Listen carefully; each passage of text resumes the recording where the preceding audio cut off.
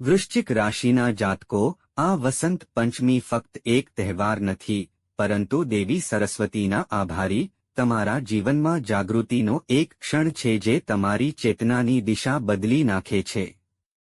મિત્રો, 23 થી 24 જાન્યુઆરી વચ્ચેનો સમયગાળો સૂચવે છે કે જ્યારે તમારું જીવન સંયમ અને મૌનમાં આગળ વધી રહ્યું હશે, ત્યારે તમારો આત્મા પહેલાથી જ એક ઊંડા સત્યને ઓળખવા માટે તૈયાર થઈ ગયો છે.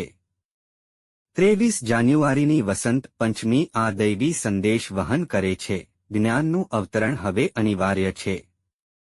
મિત્રો, વૃશ્ચિક રાશિના જાતકો માટે આ દિવસ ફક્ત વાણીનો ઉત્સવ નથી પરંતુ અંદર છુપાયેલા સત્યોના પ્રગટીકરણની શરૂઆત છે.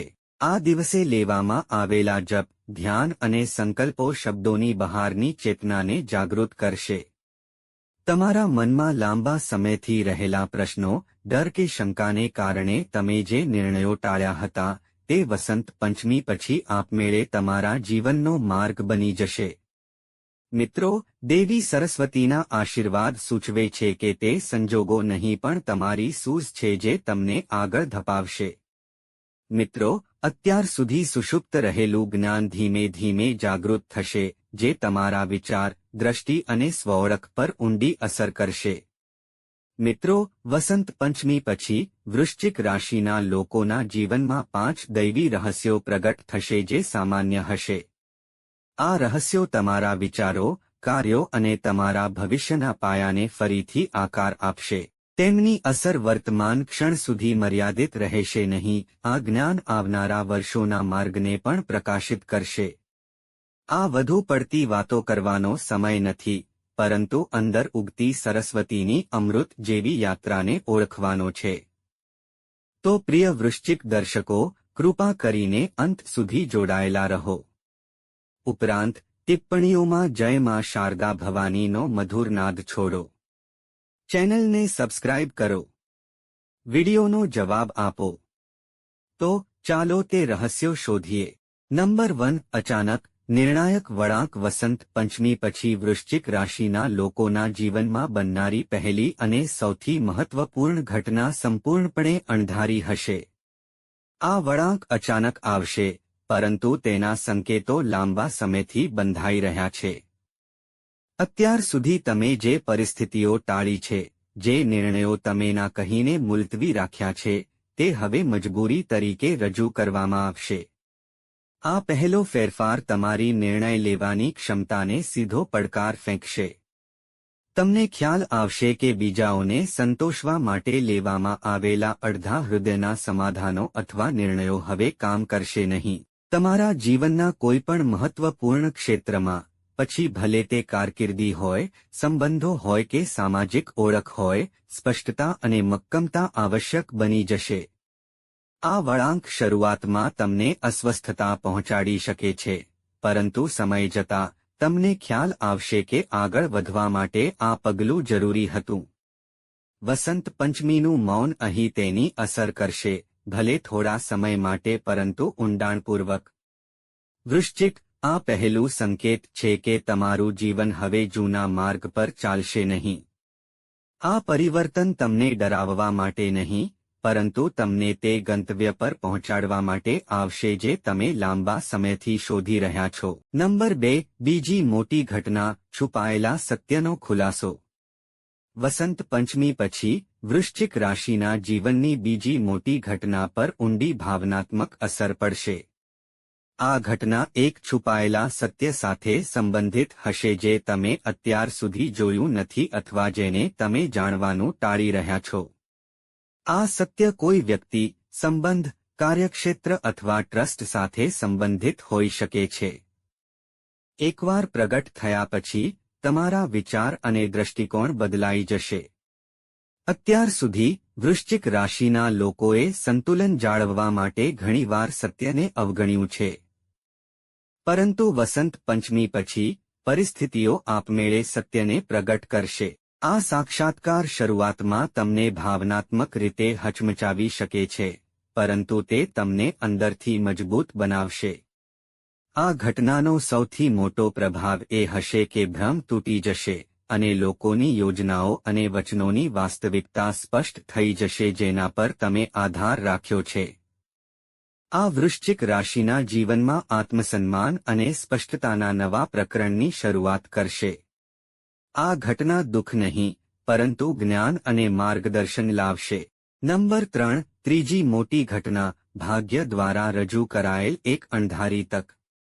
વસંત પંચમી પછી વૃશ્ચિક રાશિના જીવનની ત્રીજી મોટી ઘટના તમારા ભાગ્ય સાથે સીધી રીતે સંબંધિત હશે. આ એક અણધારી તક હશે જેની તમે આશા ગુમાવી દીધી હતી અથવા ખોવાયેલી માનતા હતા. નીતિનો નિયમ એ છે કે તમારા માટે જે લખાયું છે તે ચોક્કસ યોગ્ય સમયે પાછું આવશે. આ તક તમારા જીવનમાં અચાનક પ્રવેશ કરશે અને શરૂઆતમાં તમને તેના પર વિશ્વાસ કરવો મુશ્કેલ બનશે. તે એક વ્યક્તિગત સંદેશ અથવા ઓફરના રૂપમાં આવશે અને તમે કલ્પના કરતાં ઘણી મોટી સાબિત થશે. મહત્વની વાત એ છે કે આ તક તમારા પ્રયત્નો, ધીરજ અને બલિદાનનું ફળ હશે, ભલે તમને પહેલા તેના કોઈ સંકેતો ન દેખાયા હોય. તેની અસર ફક્ત એક ક્ષેત્ર સુધી મર્યાદિત રહેશે નહીં.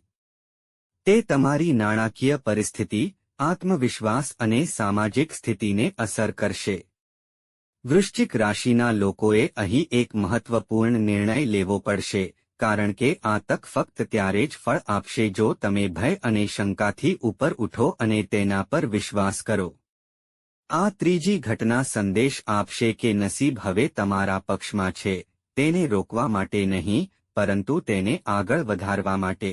નંબર 4. ચોથી મોટી ઘટના, સંબંધોમાં નિર્ણાયક પુનર્ગઠન. વસંત પંચમી પછી વૃશ્ચિક રાશિના જીવનની ચોથી મોટી ઘટના તમારા ભાવનાત્મક અને વ્યક્તિગત સંબંધો પર સીધી અસર કરશે. આ એવો સમય હશે જ્યારે તમારી આસપાસના લોકોના ઈરાદા સ્પષ્ટ થઈ જશે.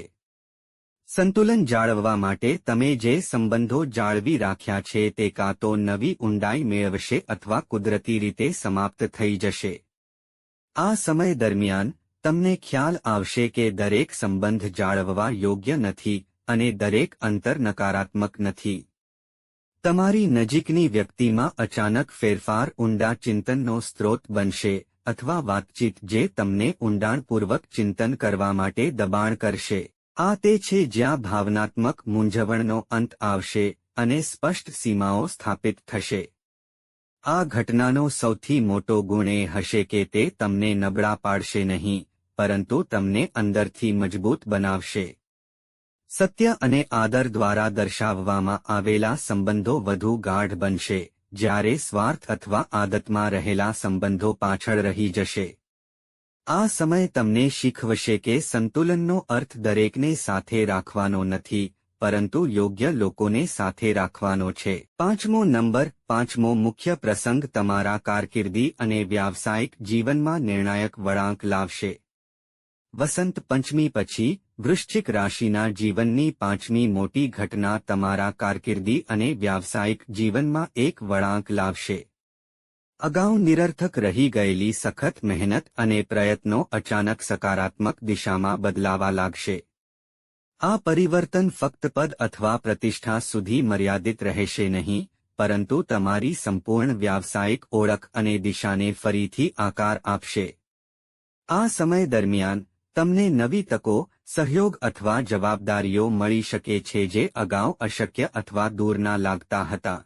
શરૂઆતમાં આ પરિવર્તન પડકારજનક લાગશે કારણ કે તમારે તમારી વિચારસરણી અને કાર્યશૈલીને ઝડપથી અનુકૂલિત કરવી પડશે.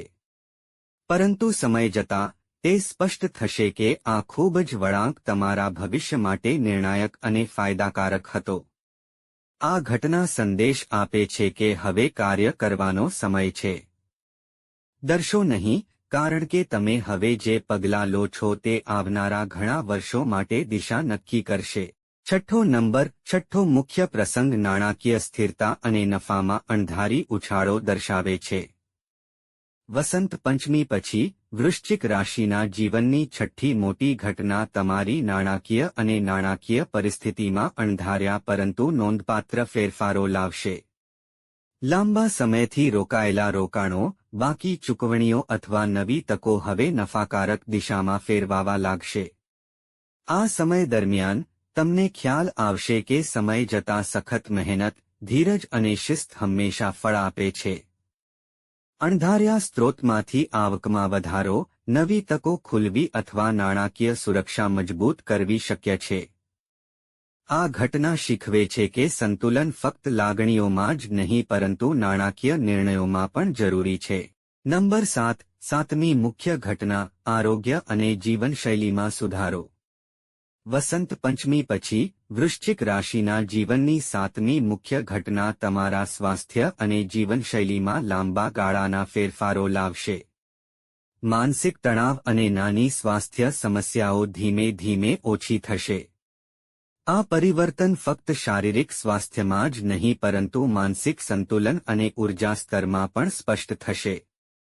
આ જૂની આદતો છોડી દેવાનો અને પોતાને પુનર્જીવિત કરવાનો સમય છે જેથી તમે આગળના પડકારોનો સરળતાથી સામનો કરી શકો. નંબર 8. સામાજિક પ્રતિષ્ઠા અને માનસિક સ્વાસ્થ્યમાં વધારો. વસંત પંચમી પછી વૃશ્ચિક રાશિના જીવનની આઠમી મુખ્ય ઘટના સમાજમાં તમારી સ્થિતિ અને પ્રતિષ્ઠાને ઉન્નત કરશે. તમારા પ્રયત્નોને માન્યતા આપવામાં આવશે અને લોકો તમારા મંતવ્યો અને કાર્યોને વધુ મૂલ્ય આપશે.